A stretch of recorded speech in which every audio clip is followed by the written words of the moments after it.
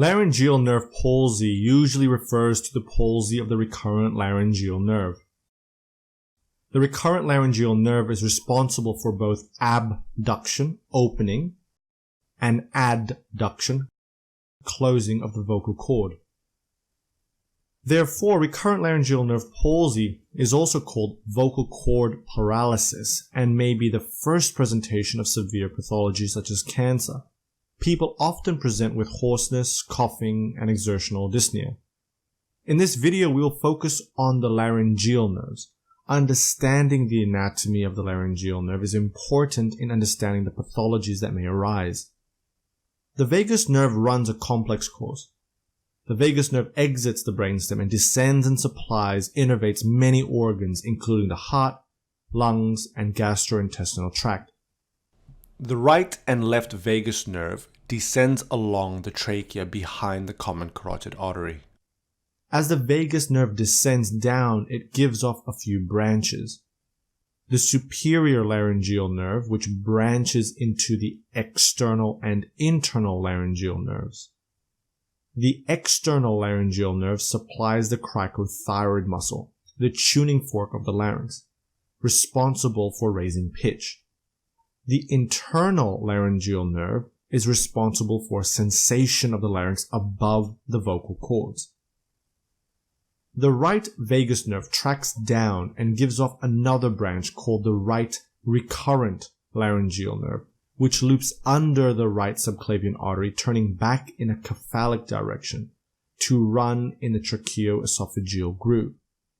Similarly, the left vagus nerve descends and gives off another branch, the left recurrent laryngeal nerve, which loops under the aortic arch, turning back in a cephalic direction. The right and left recurrent laryngeal nerve supplies all the muscles of the larynx except the cricothyroid muscle, which is supplied by the external branch of the superior laryngeal nerve. The recurrent laryngeal nerve is responsible for the abduction, the opening, and the adduction, closing of the vocal cords. The left and right recurrent laryngeal nerve is also responsible for sensation of the larynx below the vocal cords.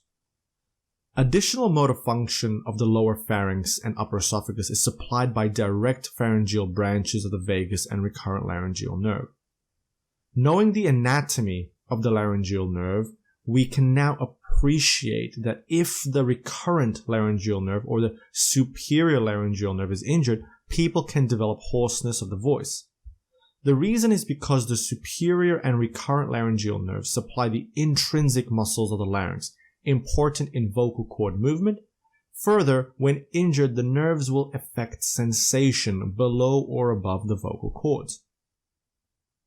The left laryngeal nerve is likely to be paralyzed twice as frequently as the right, because of its close proximity or relationship to many intrathoracic structures. Remember, the left recurrent laryngeal nerve is the one that loops under the aortic arch, and so it's close to the heart and the lungs. But the pathophysiology of the laryngeal nerve palsies is a bit more complicated.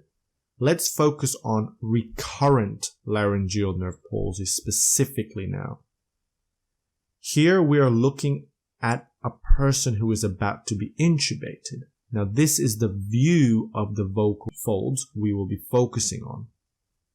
Under normal circumstances, the vocal cords meet in the midline during phonation. On inspiration, they move away from each other. They return toward the midline on expiration, leaving a small opening between them. Remember, the recurrent laryngeal nerve is responsible for abduction, opening, and adduction, closing of the vocal cords. So technically, it opens the vocal cords during inspiration, abduction, and closes them during phonation and expiration, adduction. The abductor fibers, the opening fibers, are more vulnerable, and moderate trauma causes a pure abductor paralysis. Severe trauma causes both abductor and adductor fibers to be affected. Therefore, recurrent laryngeal nerve palsy can be incomplete, affecting only the abductor, the opening fibers, or complete, affecting both abductor and adductor fibers, the opening and closing fibers. Recurrent laryngeal nerve palsies can also be unilateral or bilateral, affecting one side or affecting both vocal cords. Incomplete unilateral palsy, which means really unilateral abductor palsy, both cords meet in midline on phonation because the adductors, the closing fibers, closes the vocal cords, and it's still possible on the affected side. However, only the normal cord abducts, opens during inspiration. For example, here is unilateral right abductor palsy. The right vocal cord does not open with inspiration because the right recurrent laryngeal nerve is injured. However, on phonation, the adductor works, so the vocal cords can close, even on the affected side. In the case of complete unilateral palsy of the recurrent laryngeal nerve, both abductor and adductor are affected. On phonation, the normal unaffected cord crosses the midline to meet its paralyzed counterpart, appearing to lie in front of the affected cord. For example, here, the left side is normal, and on phonation, it crosses midline to the completely paralyzed right vocal cord. On inspiration, the unaffected cord moves to full abduction, whereas the affected right vocal cord is unable to open and is unable to meet midline due to loss of the closing fibers as well, the adductors. Incomplete bilateral palsy, which means damage to abductor fibers bilaterally. Here, the adductors, the closing fibers, draw the cords towards each other. During inspiration, abduction, opening, does not occur, and the cords, the vocal cords, do not open.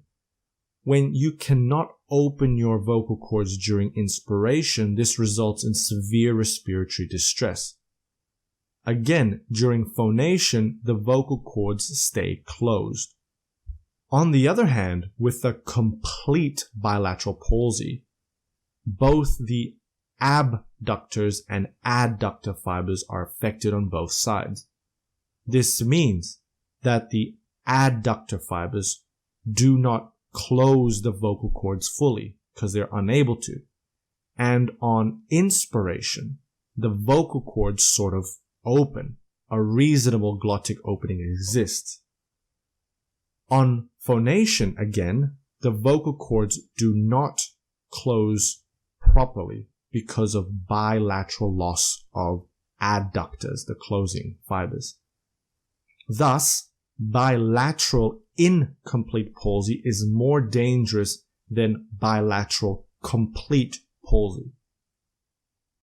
Damage to the external branch of the superior laryngeal nerve or to the superior laryngeal nerve trunk causes paralysis of the cricothyroid muscle, the tuning fork of the larynx, resulting in hoarseness that improves with time because of increased compensatory action of the opposite muscle. When someone presents with hoarseness, it's important to think about injury to the laryngeal nerves. However, it's important to take a step back and remember other differential diagnoses of hoarseness, which can be divided into organic or functional causes. Functional causes include overuse or abuse of the voice. Organic causes of hoarseness are things such as cancer invading the laryngeal nerves.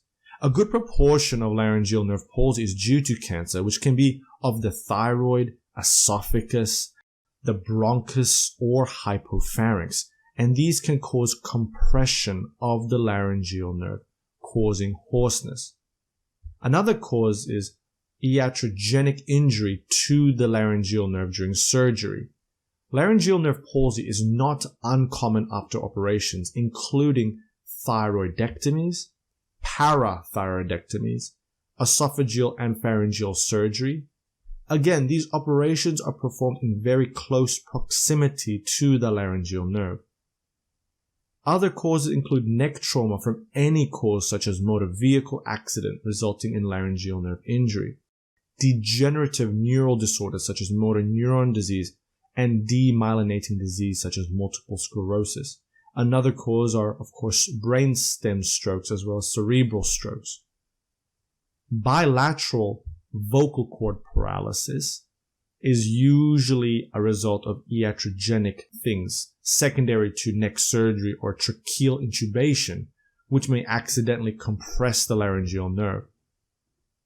Bilateral vocal cord paralysis, either incomplete or complete, is also seen in many neurological disorders such as motor neuron disease, diabetic neuropathy, myasthenia gravis, and strokes.